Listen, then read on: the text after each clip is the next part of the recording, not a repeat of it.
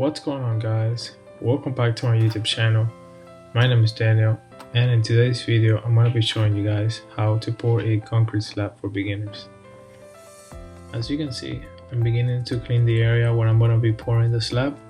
That means you want to remove any grass, any roots that you may have, any rocks that are going to be on your way, to get the area clean and ready. All the tools that I've used in this video you can find at your local hardware store. The only thing I used that I had, which you could also rent, is a concrete mixer. It just makes the process of mixing your concrete a lot easier.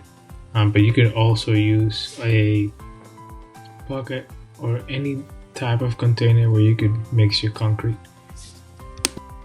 This concrete pad will be a continuation of the existing concrete pad that came when I bought the house. You can see that I'm also cleaning around the area where I'm gonna be laying out the frame for the concrete. You wanna clean the outsides also. That way when you set your frame, you can go all the way down in the dirt without any problems.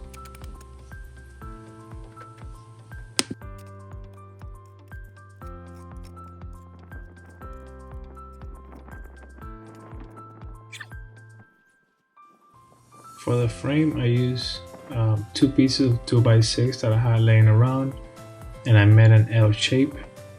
One side of the 2x6 will be attached to the wall of the house, and the other side of the 2x6 will be attached to the pre-existing pad. You will need a level. You want to make sure the area is level. You want to make sure that your frame, it's almost a perfect square. After that, you can start hammering the 2x6s into the ground until you find the desired level that you want your concrete pad to have. I do recommend you give it somewhat of a slope. That way the rainwater can run off and it doesn't pool on top of the pad. This might be overkill, but I went ahead and secured both ends of my 2x6s to the pre-existing pad and the wall of my house. I just wanted to prevent the concrete from pushing out on my frame and getting out of a square. As you can see, I'm struggling there. I had to do another hole, but I eventually got it done.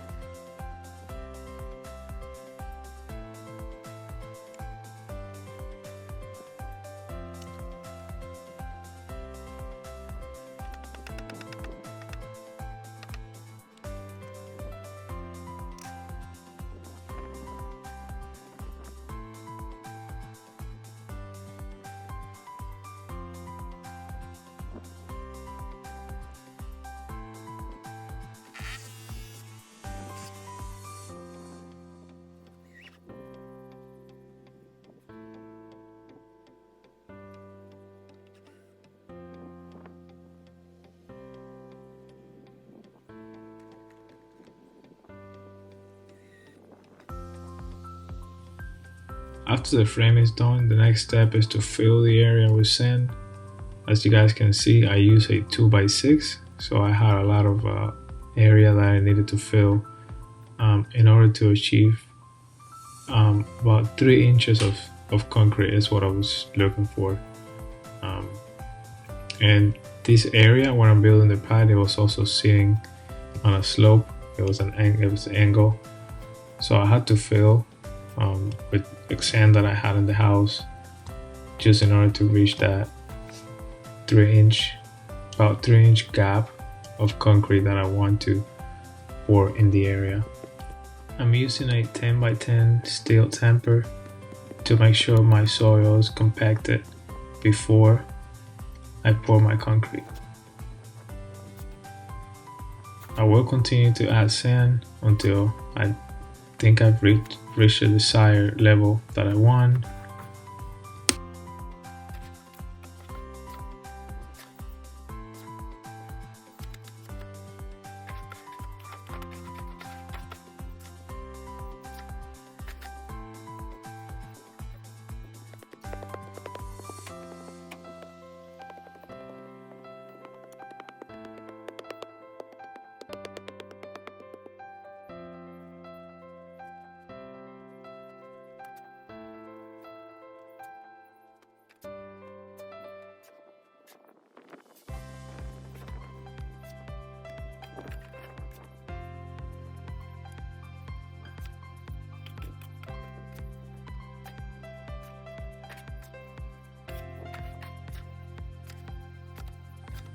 Next step is you want to add some type of stone as a base for your concrete. In my case, I went to my local nursery and I bought 1/4 of a yard of 57 stone, which came out to be about $15, and it was roughly, I want to say 10 buckets of 57 stone. I ended up not using them all. I used 7 buckets and I had some left over.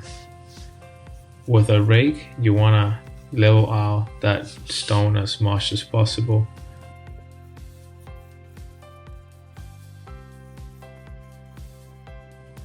Next, with the steel damper, you want to go around the whole area, pushing that stone down into the sand and trying to achieve that 3-inch gap where the concrete will sit.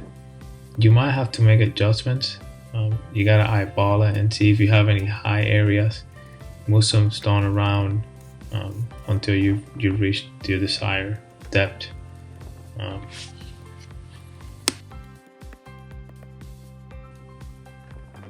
As you guys can see, I laid down one piece of remesh sheet, which I bought at Home Depot.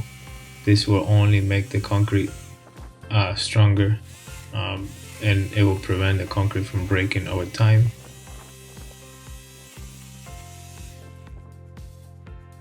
I am also drilling a few holes on the existing pad as well as the wall, where I'm going to be placing pieces of rebar that I have cut to the desired length.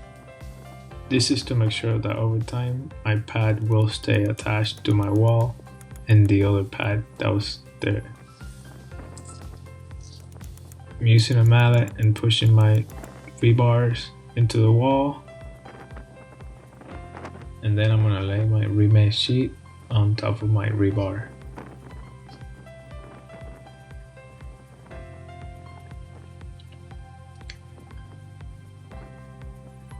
You want to make sure you wet the ground. You wet the 2x6s as well as the rocks. This will help the concrete keep its moisture and its water content. That way it doesn't dry out as you're pouring it and after you pour it. Alright, I made my first bucket of concrete mix using the mixer that I have. Remember, you can always use a bucket yourself. You can use a wheelbarrow, anything that allows you to mix a concrete. Since this is a smaller pad, you can do it in a wheelbarrow. You don't want to do a bigger area by yourself because the concrete will start drying out as you pour it. Next step of the process is we're going to be using a 2x4 for what it's called screeding concrete. Basically what we're doing is making sure that we're passing the 2x4 back and forth many times to get that concrete in all the holes and make sure our top surface is level.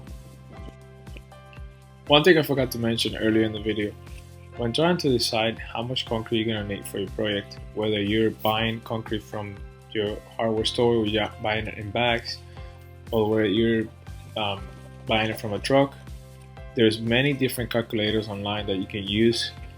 All you really need is your depth, your length, and your height. That'll give you exactly how many bags you need to use, whether you're using 60-pound bags, whether you're using 80-pound bags. Now I'm going to continue filling in slow areas, and I'm going to continue screeding in the concrete. It is a lot easier doing it with another person, but in my case I couldn't even use another person because I didn't have the space where my water tank is. It does take a lot less longer once you have another person to help you with the screeding process.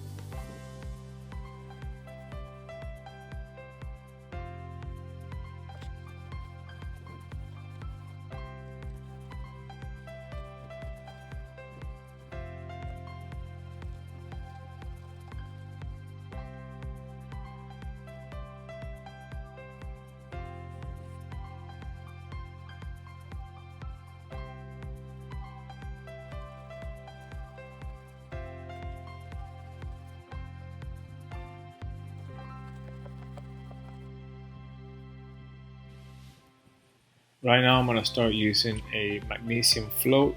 This will help me achieve the smooth finish on the concrete. You want to make sure you go in circles, straight, just trying to achieve that perfect smooth finish.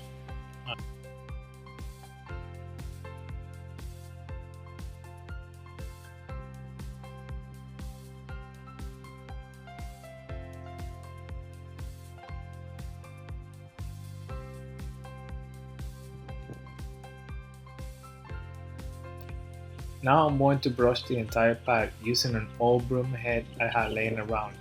This adds a little bit of an anti-slip surface for when your pad is wet, and it is also a little bit aesthetic too. At this point, if you plan on edging the concrete, now will be a good time. Using an edger will compact and round the corners slightly to give the concrete a more finished look. This tool will slide right into the edge between the concrete and the form, and I usually just slide it in one direction or both directions, with the front edge of whichever direction it's going being slightly tilted so it does not dig into the concrete. And this will normally take a couple passes to achieve a nice and rounded corner. Last thing I forgot to mention, guys, while recording the video, the very last step we want to do is we want to water cure the concrete, and we want to do this by adding slight mist of water every 6 to 8 hours for a minimum of 3 days. This will prevent the concrete from drying out and cracking. Thank you guys for watching. I hope you enjoyed the video. Please don't forget to like and subscribe, and stay tuned for more videos.